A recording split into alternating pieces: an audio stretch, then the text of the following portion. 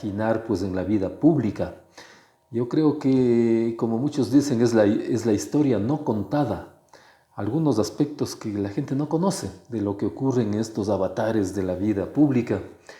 A veces conocemos lo que dice la prensa, lo que dicen los medios, los periódicos, las radios, pero así algunos detalles importantes de esta agitada vida pública, política, no se la conoce. ¿Qué temas contiene este libro? La política desde mis ojos, son vivencias, memorias suyas, análisis políticos. Por favor, cuéntenos. Sí, esto tiene un punto de partida desde mi infancia, ¿no? Es decir, cómo surgí yo y cómo fui moldeando mi conducta, mi forma de ser, mi actividad política.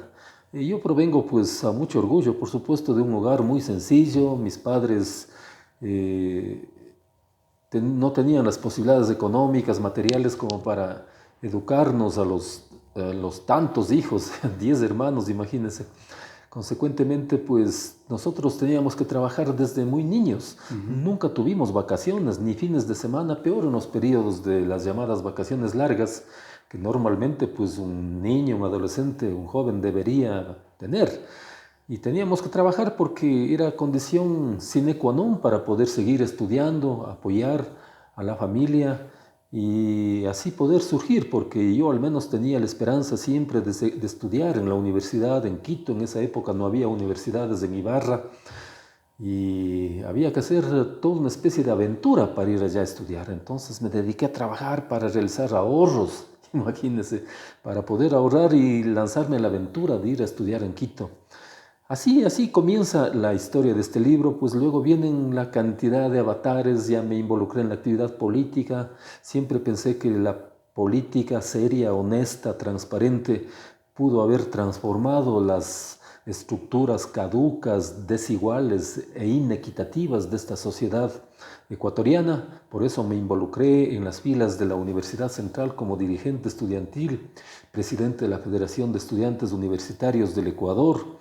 Allí pues empezó mi vida vinculado a la izquierda revolucionaria, a esa izquierda con mística, que lo luchábamos pues con tanta sinceridad, no como es ahora. Ahora ya hablar de izquierda, de centro, de derecha no tiene ningún sentido para mucha gente, porque ya conocer de esos preceptos, de esos principios de carácter ideológico y filosófico como que han pasado de moda. Pero en aquellos tiempos no, lo hacíamos pues con tanta propiedad, con tanta mística, como digo, y así luchábamos en las calles, en todo lado, forjando un futuro tanto personal, profesional, como también pensando así, lograr pues cambios estructurales básicos para la crítica situación que ha vivido el país en los últimos tiempos. Luego voy analizando pues aspecto por aspecto de lo que ha significado mi participación en la vida educativa y en la vida política. En el ámbito educativo, por ejemplo, cómo no resaltar todas las vivencias que significó la lucha por la creación de la Universidad Técnica del Norte, que sin duda es el más grande emprendimiento que ha existido en el norte del país de los últimos 40 años. Toda mi juventud, toda mi capacidad, mi experiencia, la entregué a esta noble causa, con lo cual dejo un mensaje, que hay que ser perseverante en el vocabulario de la gente honesta. No debe existir la palabra imposible. Logramos, más allá de las caídas, levantadas, triunfos, derrotas, logramos alcanzar que este monumento a la educación y a la cultura sea una feliz realidad en beneficio de la juventud del norte ecuatoriano. Ahí pues se van señalando en el libro una serie de hechos anecdóticos en los cuales se vivió esta experiencia. El inicio, por ejemplo, cómo trabajábamos en el torreón viejo del Teodoro Gómez de la Torre, junto al Parque Pedro Moncayo. Ahí eran las instalaciones iniciales de la naciente universidad. En qué condiciones: escuelas prestadas, colegios, instalaciones, la sociedad de artesanos, el sindicato de choferes que nos apoyaban. Bueno, una cantidad de cosas que la ciudadanía tiene que conocer. Luego vienen las experiencias en el ámbito político parlamentario. Como usted conoce, he sido 4 veces parlamentario representando a la provincia de Imbabura, 2 veces vicepresidente del Congreso Nacional. La cantidad de cosas que han ocurrido, pues en esos periodos de carácter legislativo que la gente no conoce, están precisamente en esta historia no contada. Mi paso por la Universidad de Ambato, donde fui profesor durante 3 periodos, hay un hecho anecdótico que nadie conocía, al menos por acá, que yo logré transformar una cárcel en universidad en Latacunga. Es decir, la gente de Latacunga nos pidió a la gente de la Universidad Técnica del Norte que les apoyemos a crear la universidad y nosotros creamos una extensión universitaria. Y yo estuve al frente de eso, y una cárcel que se nos facilitó como instalaciones para la naciente extensión universitaria, logramos que se convierta en patrimonio de esa naciente universidad y se convirtió pues en universidad, la cárcel de Latacunga, imagínense.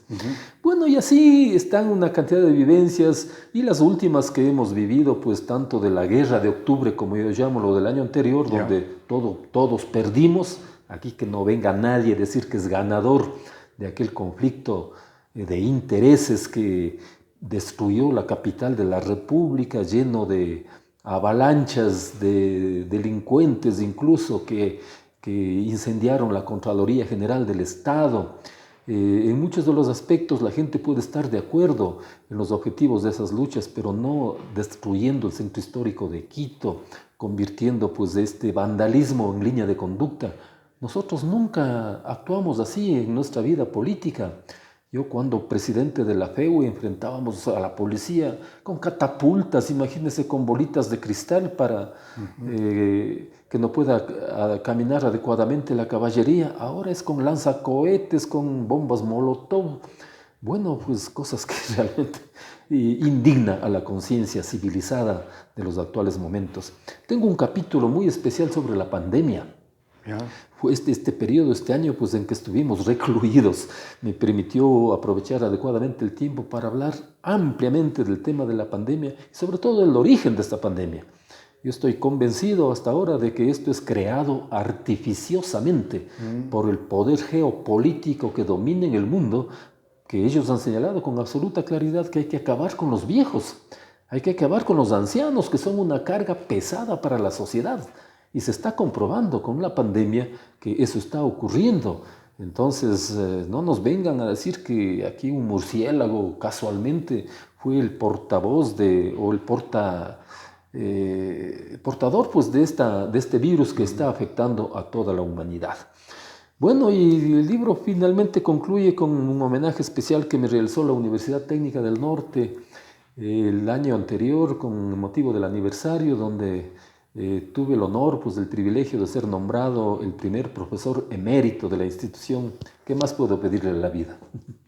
Diríamos que este libro refleja el tema de superación del doctor Antonio Pozo y también evidencia que sí se puede lograr los objetivos, pero con superación, con lucha, con dedicación, sufriendo también, como usted ha dicho, como un chakra en la capital ecuatoriana, logrando salir adelante y conseguir este logro como es la Universidad Técnica del Norte.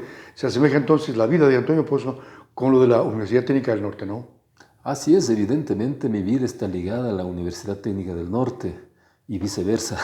Claro. ¿Quién no sabe aquí en la provincia de Imbabura el vínculo mío con la universidad? Donde yo voy, puedo estar en la montaña en Intag, puedo estar incluso en otras provincias del país. La gente conoce de esta realidad, de esta lucha emprendida, de esta especie de quijotismo que empujamos pues un grupo de luchadores, de soñadores que finalmente tuvimos la razón. A eso se vincula las vivencias y anécdotas de este libro que estoy pues entregando a la posteridad. No sé si en este libro, doctor, hay la anécdota de León Febres Cordero con Germán Herrera Dávila, ex gobernador de Imbabura, cuando un poco como que no quería firmar el tema de la autorización para el funcionamiento de la universidad, algo así, ¿no? Sí, sí, por supuesto, ese es un hecho histórico tan trascendente que consta en el libro. Curiosamente, pues tuvimos 3 vetos totales a la creación en otros gobiernos. Y curiosamente en la época de Febres Cordero, de derecha, ¿no? Claro. Era un hombre de derecha y él sabía muy bien que quienes dirigíamos el proceso de creación de la universidad éramos gente de izquierda. Y sin embargo de eso, pues por una acción eficaz, yo diría, de un gran amigo como es Germán Herrera, que en esa época pues era social cristiano, era gobernador, diputado por el Partido Social Cristiano, pero vea cuánto pesa la amistad. Ese tipo de valores también se rescatan aquí en el libro. Yo rescato valores no solamente como ese, y otro, por ejemplo, Gustavo Noboa Bejarano era presidente de la República y él era muy amigo mío. Ya. Fuimos compañeros. Porque era universitario también, ¿no? Rector de la Universidad Católica de Guayaquil y yo de aquí, de la Técnica del Norte. Y cuando aquí en Imbabura, recordará Jaime, sufrimos un sismo terrible que... 87. Que el 87 me parece fue... No, fue posterior eso. Ya. Que destruyó, yo recuerdo, la carretera que une Ibarra con San Lorenzo. Destruyó unas 5 cuadras más o menos y lo acabó la carretera. Estábamos totalmente aislados con la costa ecuatoriana y hablé con Gustavo Noboa y él vino, dijo, vamos, contigo vamos en un helicóptero. Recorrimos Imbabura y Carchi. Él constató todo este tipo de cosas con detalles, con las vivencias que ahí tuvimos. Y él finalmente dispuso que el gobierno entregue todos los recursos para la rehabilitación de todos los daños que provocó este siniestro de carácter natural. Esas cosas, por ejemplo, la gente no sabe y aquí están contemplados en este libro. Usted tuvo contacto, relación con algunos expresidentes, con algunos presidentes de la República. ¿Pudo lograr el apoyo en algunos casos, en otros no? ¿Difícil la situación? Sí, pues esas vivencias justamente están en el libro. Yo he conocido a una gran cantidad de expresidentes de la República. Con la mayoría de ellos he mantenido magníficas relaciones de amistad, independientemente de las posturas de carácter ideológico, porque así debe ser. La política no es para que busquemos en el adversario a un enemigo. Es un adversario ocasional, pero si el uno y el otro estamos en la función pública, en muchas ocasiones debemos arrimar el hombro, como en el tema que le acabo de contar con Gustavo Noboa Bejarano, y vean, así se logran las cosas. Yo en una primera fase, por ejemplo, tenía magníficas relaciones de amistad con Correa. Sin embargo... Claro, usted les llevó incluso a la Universidad Técnica del Norte, claro, ¿no? Claro, y sin embargo, este señor se portó tan mal luego que se convirtió en un enemigo personal mío. Me vino a insultarme en una sabatina en Pimampiro, luego de que de poco tiempo atrás me había señalado que yo era uno de los mejores rectores universitarios del Ecuador. Imagínense la personalidad de este sujeto, razón por la cual pues definitivamente en la segunda parte pues yo no compartí en absoluto, al menos sus corruptelas. Todas las corruptelas de Correa están aquí, sintetizadas, analizadas. Creo que son 48 detalles concretos de actos de corrupción que hoy poco a poco la justicia recién está caminando para sancionar este tipo de fechorías de esta gente que tanto daño le ha hecho al país. Usted, en calidad de rector, me parece, entregó un doctorado honoris causa al señor Restrepo por el tema de los hijos que hasta ahora no aparecen, ¿no? Así es, esto también es parte constante de la historia de la universidad. Las poquísimas distinciones que la universidad ha entregado ha sido justamente a Pedro Restrepo y a Lenín Moreno, curiosamente, pero cuando Lenín Moreno tuvo su primera actuación como vicepresidente y cumplía pues un papel realmente interesante, era un personaje muy querido por la población. Ahí reconocimos precisamente la labor de él en beneficio de la gente con discapacidad. Y la universidad le entregó también un doctorado honoris causa y creo que, entre otras cosas, esto también motivó el enojo del prófugo de Bélgica, porque él tenía esa obsesión de buscarse que todo el mundo le dé doctorados honoris causa. Tenía encargado a todos los diplomáticos fuera del país que se encarguen de buscar, de comprar, si cabe el término, los famosos doctorados para que los sigan entregando para alimentar su ego, su vanidad. Nosotros no lo hicimos por eso con Lenín Moreno. Usted ve ahora el gobierno de Lenín Moreno es un gobierno desastroso, ha hecho tanto daño, no dan pie con bola, dan palos de ciego en materia económica, no tiene credibilidad, pero sin embargo lo hicimos, pero hace muchos años atrás entregando esa distinción a este personaje que en esa época pues era muy distinguido en el país. ¿Qué papel jugó en su vida, en el libro, en su trayectoria, su familia, doctor? Bueno, mi libro lo dedico a mi familia y a mis amigos. La dedicatoria está así, en esos términos, porque ellos son los testigos fieles, sobre todo mi familia, de todos los avatares que he tenido que soportar en este accionar político, en este accionar público. mi esposa, mis hijos, ahora mis nietitos que tengo, mis hermanos, todos ellos son puntales básicos para que haya surgido pues en mi ámbito de carácter profesional, en el ámbito político y educativo, y a ellos son precisamente a quienes dedico en memoria este trabajo de carácter bibliográfico. Aunque faltaron en esta edición, en esta publicación del libro, sus padres, ¿no? Sí, lamentablemente pues mis padres ya se nos adelantaron mucho tiempo atrás. Mi papá al menos murió en el año 70, imagínense, son 50 años. Mi mamá son unos 13 años más o menos que se nos fue. Así que ya no tenemos la presencia viviente de ellos, pero sin embargo su ejemplo, su dignidad, siempre está presente pues en la memoria de los hijos, y eso también ilustra y es un motivo de admiración y que nos motiva fundamentalmente para seguir adelante con ese ejemplo, entregando también ejemplos parecidos de dignidad a la posteridad. ¿Le sigue gustando la música de Leonardo Fabio y Joan Manuel Serrat? Por supuesto, yo nunca voy a cambiar ese gusto de estos grandes artistas y también de otros, ¿no? Pero sobre todo de Joan Manuel Serrat y Leonardo Fabio, que son mis favoritos, siempre los mantengo pues vigentes. Lo practico también de repente cuando hay la oportunidad con amigos de tomar una guitarra, cantar unas canciones, porque de músicos, poetas y locos dicen que todos tenemos un poco. Aunque en el colegio de Ibarra le decían que se parece a Julio Iglesias. Sí, pues cuando yo ingresé al colegio Ibarra, en calidad de profesor ganando un concurso, las chivitas con las cuales yo tenía una empatía verdaderamente extraordinaria, en los 6 años que estuve en el colegio, pues me compenetré yo con esa institución educativa. Las chivitas me pusieron el apodo de Julio Iglesias y me molestaban. Me querían mucho y yo les quería igualmente. Así que es un pasado también muy, muy lindo en mi vida profesional. No fue profesor de su hija, ¿no? De Lucía. No. Ella ya fue posterior. Ella pues fue presidenta del círculo estudiantil, así empezó incluso su carrera pública. Vea cómo es la vida, ahora irrumpiendo también en la actividad política, la concejala más votada acá en Ibarra, y que realiza pues un trabajo intenso, muy fecundo. Realmente es una auténtica heredera de su padre. ¿Qué se siente al tener ya 70 años, doctor?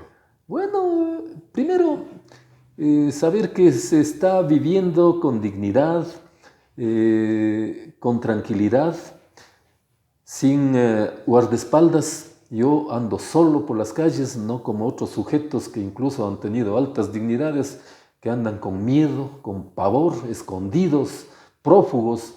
Yo no. Cuando uno vive con la conciencia tranquila, se ha desempeñado con honestidad, con honradez, sin robar a nadie, sin llevarse los recursos públicos, yo creo que esa libertad, esa dignidad, le dan todas las condiciones para saludar con la gente en las calles, tener solo amigos. Yo no creo que tenga enemigos. Es probable que uno que otro sujeto como este señor Correa me considere a mí enemigo, pero ni siquiera así yo le considero a él enemigo. A mí me da pena de este sujeto por las cosas que ha hecho, el tanto daño que le ha hecho al país, pero yo no, yo vivo feliz en medio de mi familia, tengo una unidad familiar realmente extraordinaria, sigo cumpliendo mi trabajo, seguiré escribiendo en beneficio de la colectividad. Toda mi experiencia quiero trasladarla hacia las presentes y futuras generaciones. 2 inquietudes finales, doctor Antonio Pozo. ¿Qué piensa usted de la vida, de la muerte también, porque va ligado lo uno a lo otro? Bueno, la vida cuando se la vive con dignidad, yo creo que no hay cosa más hermosa que vivirla, sentirla, amarla, quererla. Eso es la vida para mí. Y la vida hay que compartirla, además, con los seres más cercanos, con la familia, con los amigos. Eso es la vida. La vida hay que gozarla, hay que vivirla. La muerte, pues, es parte de la vida. Es parte de la vida. La vida trae consigo la muerte también, la muerte física. ¿No le tiene miedo a la muerte a usted? Sí, yo creo que la muerte es parte de un aspecto ya de carácter natural. Podemos estar viviendo tranquilamente y probablemente mañana un tropezón o en el baño, ¿no? una caída y podemos dejar de existir físicamente. Pero coincido con José Martí, él decía, la muerte es mentira cuando se ha hecho bien la obra de la vida. Así que es una máxima verdaderamente extraordinaria. A la gente que muere, quienes le reconocen son por sus valores, por sus virtudes, por el legado que ha dejado. Pero si alguien vive simplemente sin dejar nada en beneficio del resto, pues a lo mejor muy poco tiempo le recordarán y luego lo olvidarán. Pero aquel que ha dejado huella en la vida, siempre lo recordarán. Eso digo, por ejemplo, respecto a mis padres, respecto a tanta gente que admiro, y esos dejan huella y esa gente realmente no muere. ¿Hay vida después de esta vida o tenemos solo la vida esta que vivimos y adiós? No, la vida se acaba el momento en que nosotros morimos físicamente, Ya. el momento en que se paraliza el corazón. Pero el espíritu, el alma, Exacto, creo, el espíritu, ese espíritu es precisamente el que vive en nuestros corazones. Es decir, las vivencias que nos dejaron aquellos que se nos adelantaron. Gracias, doctor, por la entrevista. A usted, muy gentil. El doctor Antonio Pozo Salgado en la entrevista por el libro La política desde mis ojos.